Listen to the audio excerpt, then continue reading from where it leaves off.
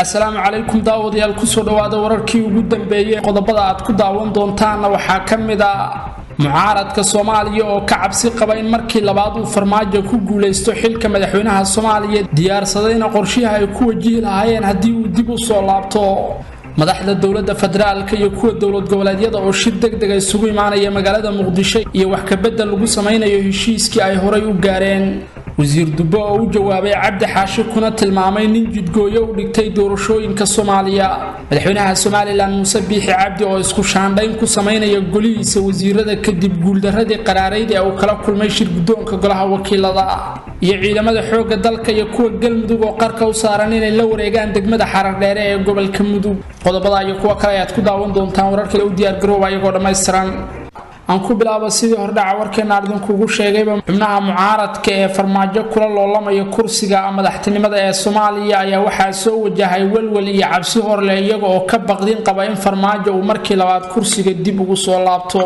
xogo kala duwan oo aynu ka helnay dhinaca mucaaradka ayaa sheegaya in midowga musharaxiintu ay cabsi weyn ka qabaan in mar kale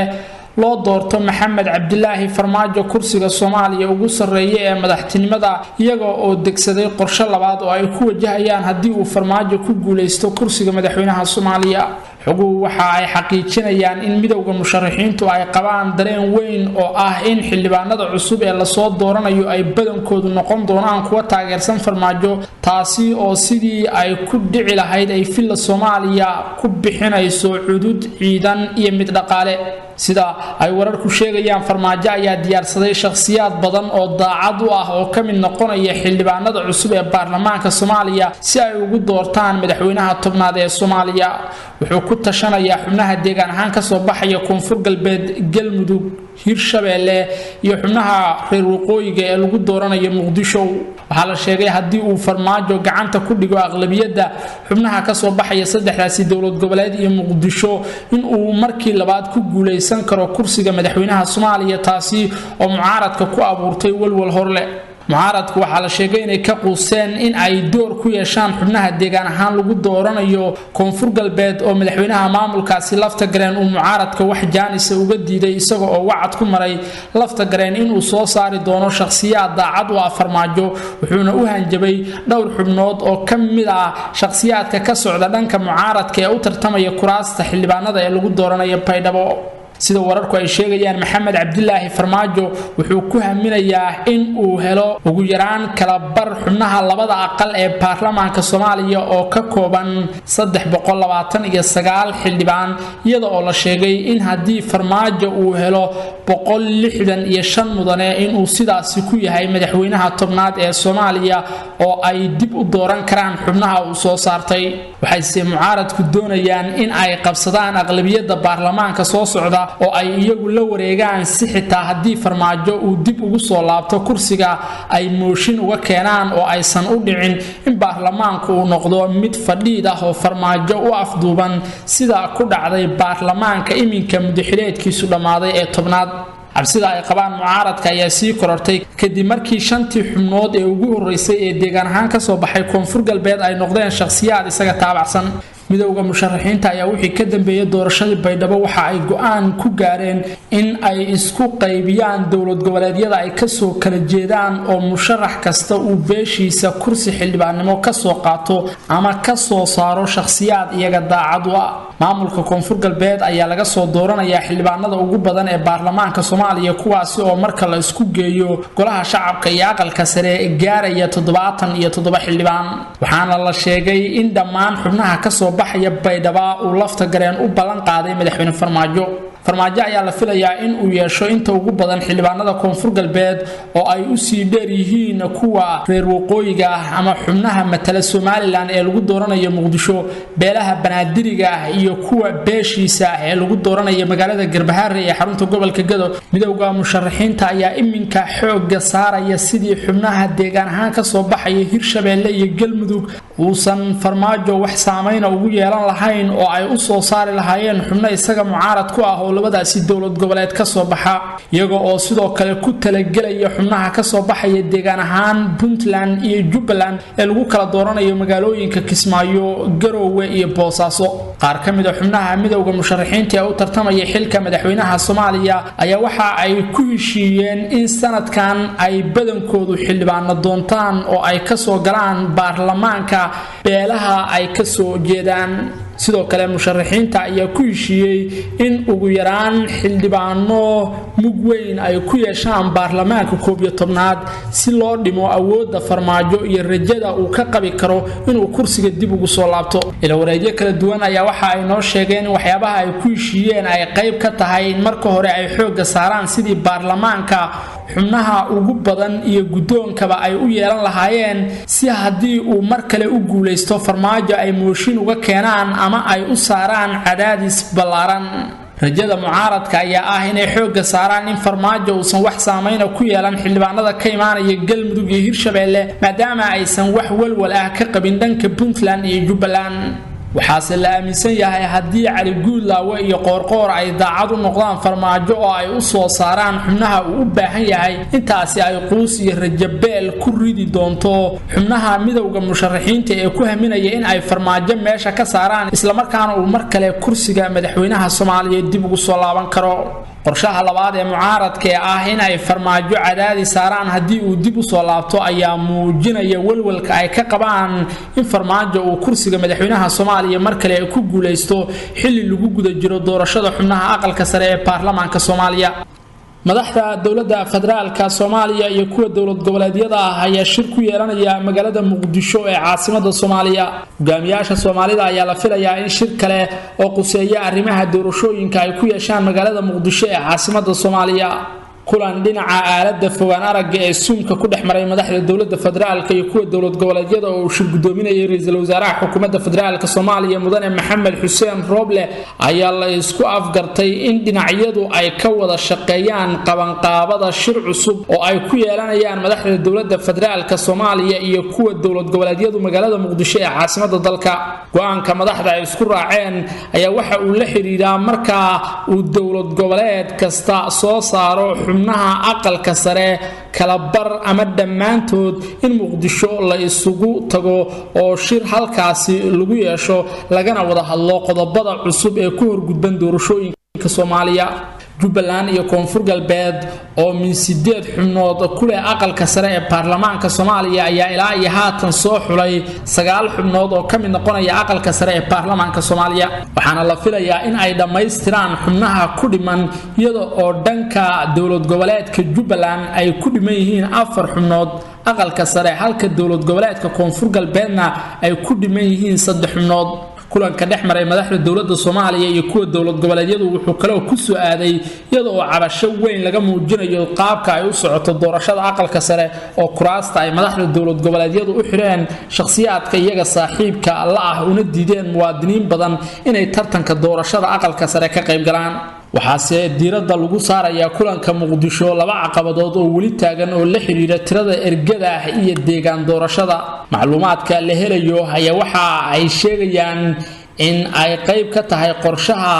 in madaxdu ay isla soo qaadaan qodob ku saabsan in la yareeyo tirada ergada soo dooranaysa mudanayaasha aqalka hoose ama golaha shacabka ee baarlamaanka Soomaaliya. ila wareegyada ayaa intaas ku daraya inay suuragal tahay in madaxdu ay isla falanqeeyaan in hal deegaan doorasho lagu soo koobo goobaha codaynta. labada qodob waxa ay ka mid ahaayeen ajandaha shirkii hore ee ka qabsoomay magaalada Muqdisho balse cadaadis ka yimid dhinaca beesha caalamka iyo guux dadweyne ayaa waqtigaasi sababay in aan qodobadaasi lagu dhiiran oo kaliya laga hadlo tan aqalka sare. waxaase iminka si weyn uga cawday goobaha labada deegaan doorasho madaxweynayaasha dowlad goboleedyada Hirshabeelle iyo Jubbaland Cali Guudlaawe iyo Axmed Madoobe oo labaduba sheegay inaanay wax doorasho ah ku qaban karin magaalooyinka Beledweyne iyo sidoo kale Garbaharey. madaxweynaha maamulka koonfur galbeed cabdicasiis xasan maxamed laftagareen ayaa dhankiisa caqabad xoogani ka haysata magaalada Baraawe oo ah goobta labaad ee deegaan doorashada dowlad goboleedka koonfur galbeed heshiiska ay kala saxiixdeen madaxda dowladda federaalka iyo kuwa dowlad goboleedyadu 27 May 2021 ayaa xeerinayay in ergada soo xulaysa mudanayaasha ay noqoto 101 ergo halkii xildhibaanba iyo in maamul goboleed kasta doorashada lagu qabto laba magaalo iyadoo oo qodobkaasi uu yahay mid ay madaxda maamul goboleedyada qaarkood diidan yihiin inkastoo la sheegay in uu qodobkaasi ku dhagan yahay madaxweynaha dowladda federaalka Soomaaliya mudane Maxamed Cabdilaahi Farmaajo oo aaminsan hadii laga taqalluso labada deegaan doorasho oo min hal deegaan lagu soo koobo dowlad goboleed kasta in uu waayi doono 16 kursi oo kamid ah golaha shacabka ee baarlamaanka Soomaaliya oo laga soo dooranayo magaalada Garbaharre ee xarunta gobolka Gado oo uu aaminsan yahay inuu heli doono hadii doorashadoodu ay halkaasi ka dhacdo balse hadii lagu celiyo Kismaayo uu Axmed Madoobe maamuli doono awoodna u yeelan doono xubnaha halkaasi ka soo baxaya si kastaba ha ahaatee hadii isbedel uu ku yimaado waxa ay ka dhignaan doontaa in mar kale lagu laabanayo doorashadii ka qabsoontay Soomaaliya 2016 waxaana labadan qodob ay yihiin farqiga kaliya ee u dhaxeeya doorashadii 2016 iyo tan 2021 doorashadii hore ee dhacday xilligii uu xafiiska joogay Xasan Sheekh Maxamuud ayaa ku ekayd hal deegaan doorasho iyadoo ergaduna ay ahayd 51 ergo halkii xildhibaanba waxaana la aaminsan yahay in sidaasi oo kale hadda ay madaxda maamul goboleedyadu doonayaan oo ergada ay jecel yihiin in laga dhigo 51 ergo goobaha deegaan doorashadana lagu soo koobo caasimadaha dowlad goboleedyada si weyn ayay u diidan yihiin madaxda dowladda federaalka ee ugu horeeyay madaxweyne Maxamed Cabdilaahi Farmaajo oo iyagu doonaya in ay ku faanaan labada qodob ee kordhinta ergada iyo in la gaarsiiyay doorashada laba deegaan doorasho dowlad goboleed kasta balse hadii lagu laabto dhabii Xasan Sheekh ay taasi ka dhigan tahay in dalku uusan hore u dhaqaaqin shirka la wada sugayay ee madaxda dowladda federaalka iyo kuwa dowlad goboleedyadu wuxuu kala imaanayaa iyadoo oo loolanka mucaaradka iyo muxaafidka ee la xiriira soo saarashada kuraasta labada aqal uu sii kordhayo laguna bixinayo adduun lacageed oo xad dhaaf ah sidii uu dhan walba u soo saaran lahaa xildhibaano isaga ku aragti ah oo ka mid noqda labada aqal ee baarlamaanka Soomaaliya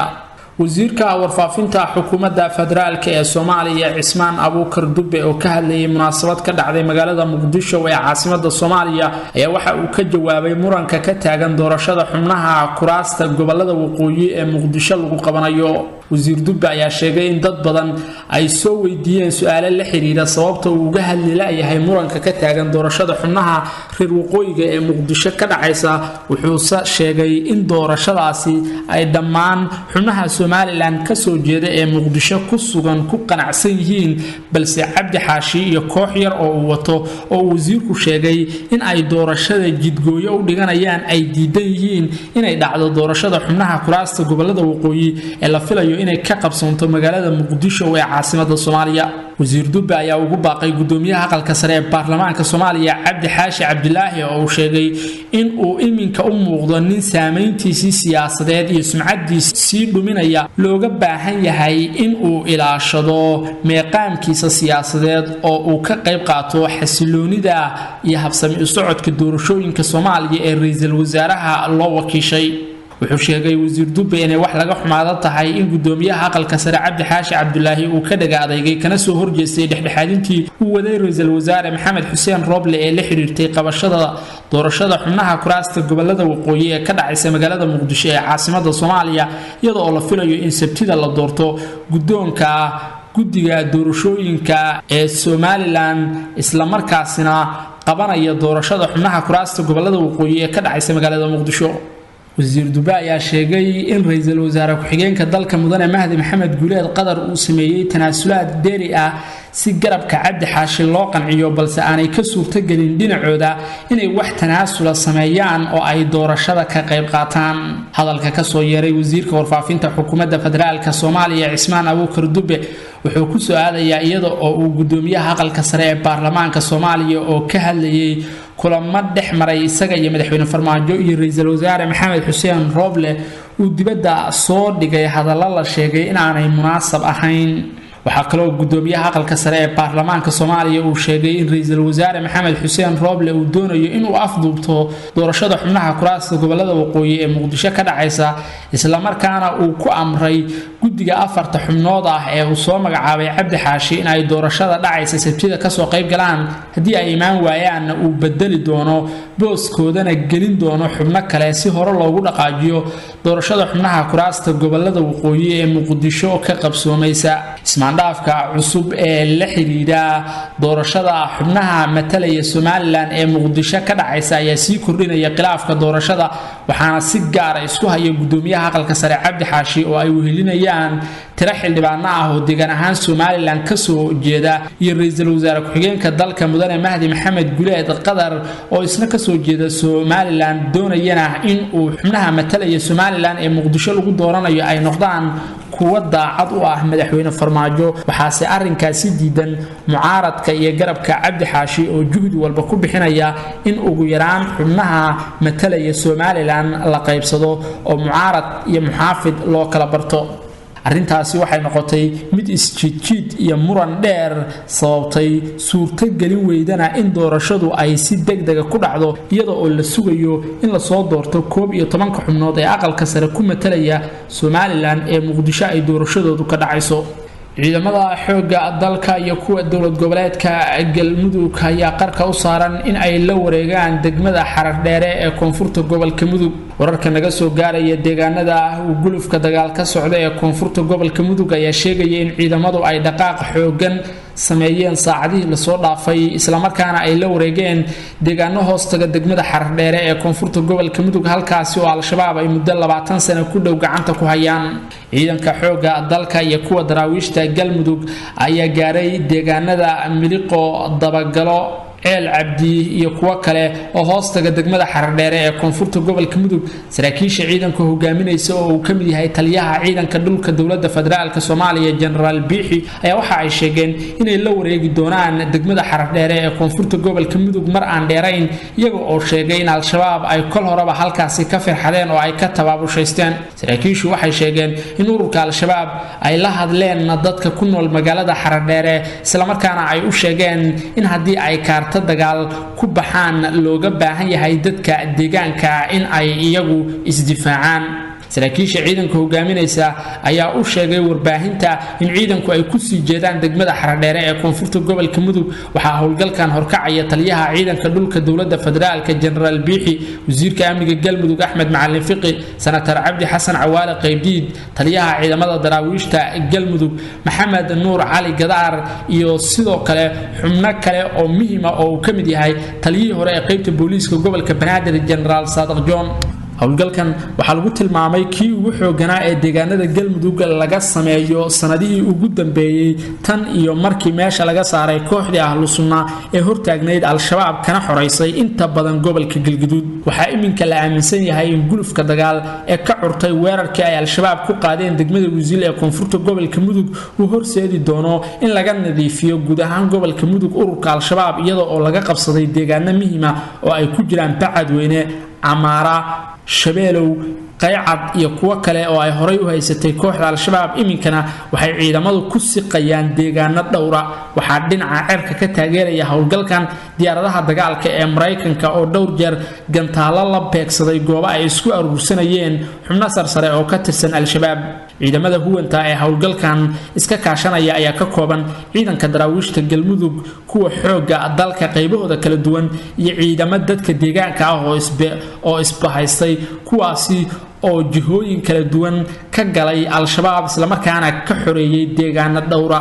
saraakiishu waxa ay sheegeen in mar aan dheerayn gacanta lagu dhigi doono degmada Xarardheere oo ah goobta ugu weyn ee al-shabaab ay ka joogaan deegaanada dowlad goboleedka Galmudug iyada oo haddii halkaasi gacanta lagu dhigo ay ku xigi doonto in laga saaro magaalooyinka kale ee gobolka Galgaduud ee ay ka mid tahay degmada Ceelbuur Xarardheere iyo Ceelbuur waa labada goob ee ugu muhiimsan ee al-shabaab ay ka haysteen Galmudug waxaana la sheegay in iminka ay al-shabaab laftoodu dareensan yihiin gulufka iyo cadaadiska xoogan ee ku soo wajahan isla markaana ay diyaar garow sameynayaan sayashay ciidamadu waxay sheegeen in awoodda